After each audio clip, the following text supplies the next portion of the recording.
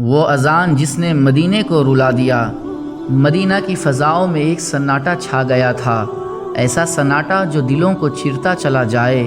وجہ یہ تھی کہ جس ہستی کی سانسوں سے مدینہ زندہ تھا، اللہ کے حبیب صلی اللہ علیہ وسلم اب اس دنیا سے پردہ فرما چکے تھے۔ شہر کی گلیاں سونی، در و دیوار اداس، اور عشق کا وہ مینار جو کبھی ہر صبح بلال کی پردرد اذان سے گونجتا تھا، آج خاموش ہو چکا تھا۔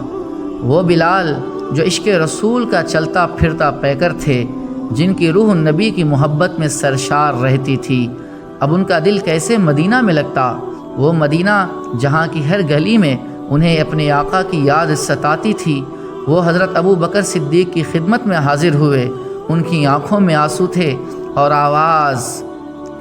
آواز تھر تھرائے ہوئے آواز سے انہوں نے کہا، اے خلیفہ رسول، یہ مدینہ اب میرا نہیں رہا۔ جس ہستی کے لیے میں اذان دیتا تھا، وہ تو اب قبر میں آرام فرما ہے۔ مجھے اجازت دے کہ میں جہاد کی راہ لے لوں۔ آپ کے بغیر میرا یہ مدینہ اب دو بھر ہو چکا ہے۔ حضرت ابو بکر نے اجازت دے دی مشکل سے۔ حضرت بلال نے مدینہ چھوڑ دیا۔ اللہ اکبر کبیرہ۔ حضرت بلال نے مدینہ چھوڑ دیا اور کئی برس بیت گئے۔ ان برسوں میں مدینہ نے بلال کی اذان کی وہ روح پرور گونج دوبارہ نہیں سنی۔ خواب کی پکار اور عشق کا سفر اب دیکھے۔ پھر ایک رات بلال کی آنکھ اچانک کھل گئی، ان کی روح تک کانپ اٹھی تھی۔ انہوں نے اپنے محبوب صلی اللہ علیہ وسلم کو خواب میں دیکھا تھا۔ آقا نے محبت بھری ناراضگی سے فرمایا تھا، بلال یہ کیا بے وفائی ہے؟ بلال یہ کیا بے وفائی ہے؟ بلال یہ کیا بے وفائی ہے؟ کیا تم نے ہمارے پاس آنا نہیں ہے؟ کیا تم نے ہمارے پاس آنا چھوڑ دیا ہے؟ بلال کیا تم ہمیں بھلا دیے ہو؟ بلال کی آنکھوں سے آنسو کا سیلاب بہہ نکلا۔ عشق رسول نے انہیں اندر تک تڑپا دیا، عشق رسول نے اندر تک انہیں جھنجھوڑ دیا۔ ایک لمحے کی بھی دیر گوارا نہ ہوئی، وہ اٹھے اور سیدھے مدینے کا رخ کیا۔ 21 دن کی مسافت عشق کے قدموں نے 7 دن میں طے کر ڈالی۔ محبت کے مسافروں کو بھلا قافلوں اور ٹھہراؤں کی ضرورت کہاں ہوتی ہے؟ وہ مدینہ پہنچے، دل کی کیفیت ایسی تھی کہ جیسے ہوش و حواس میں نہ ہو۔ وہ یہ حقیقت بھول چکے تھے کہ ان کے آقا صلی اللہ علیہ وسلم اب اس دنیا میں نہیں ہے۔ سیدھے روضہ رسول کے پاس پہنچے اور پکار اٹھے، یا رسول اللہ میں آ گیا، یا رسول اللہ میں آ گیا، یا رسول اللہ میں آ گیا۔ پھر جب نگاہ روضہ انور پر پڑی تو بلال کی جان خوشی اور غم کے ملے جلے احساس میں جیسے نکلی جا رہی تھی۔ ان کے قدموں میں جان نہ رہی، وہی بے سدھ سے ہو کر گر پڑے۔ اذان کا درد اور دلوں کا ماتم۔ نماز کا وقت آیا۔ صحابہ کرام جو بلال کی اذان کے مشتاق تھے، ان سے کہنے لگے، اللہ اکبر کبیرہ، بلال اذان دو۔ مگر بلال نے تو عہد کر رکھا تھا، جس ہستی کے لیے میں نے اذان دی، جب وہ نہ رہے تو بلال کی اذان بھی نہ رہے گی۔ اللہ اکبر کبیرہ۔ ان کی زبان سے الفاظ نہ نکلے۔ صحابہ نے دیکھا بلال اذان دینے کو تیار نہیں، تو انہوں نے ایک ایسی تدبیر کی جس نے پتھر دلوں کو بھی موم کر دیا۔ انہوں نے رسول اللہ کے لاڈلے نواسو شہزادہ رسول سیدنا حسن اور حسین کو بلایا۔ وہ پھول جنہیں نبی کریم صلی اللہ علیہ وسلم اپنے سینے سے لگاتے تھے، جن کے لیے دعا فرماتے تھے، یا اللہ جو ان سے محبت کرے تو بھی ان سے محبت کر، اور جو ان سے بغض رکھے تو بھی ان سے بغض رکھ۔ وہ ننھے شہزادے ننھے قدموں سے چلتے ہوئے بلال کے پاس آ کر بیٹھے۔ ان کی معصوم آوازوں نے بلال کے دل کو چیر دیا۔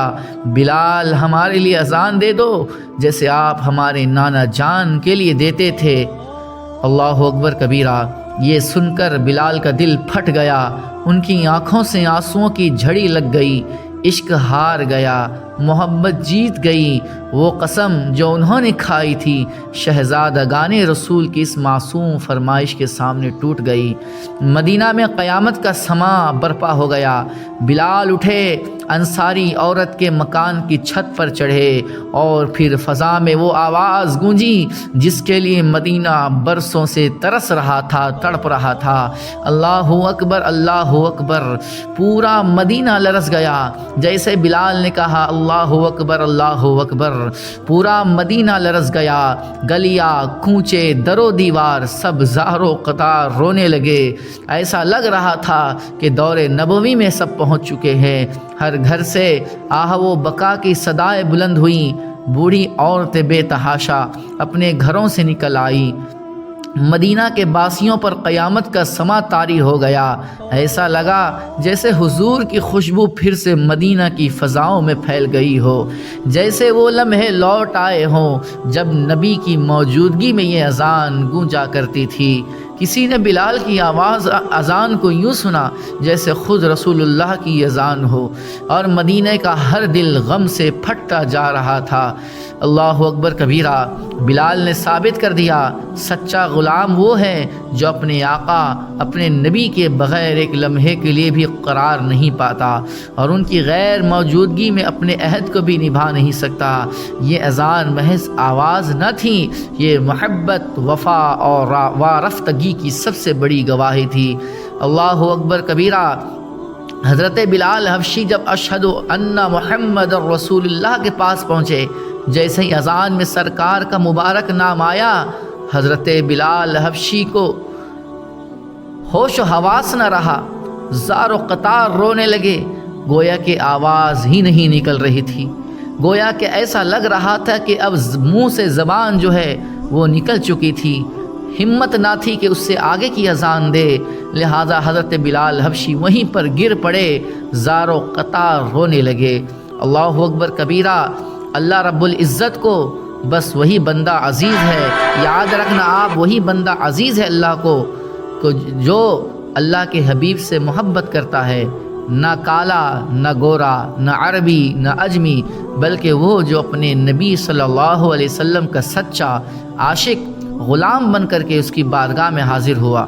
اللہ کرے ہمیں بھی وہ اذان عشق نصیب ہو جو دل کی گہرائیوں سے گونجے، جس میں بلال کا درد اور تڑپ ہو اور ہمارے پیارے مصطفیٰ صلی اللہ علیہ وسلم کی لازوال خوشبو ہر سانس میں رچ بس جائے۔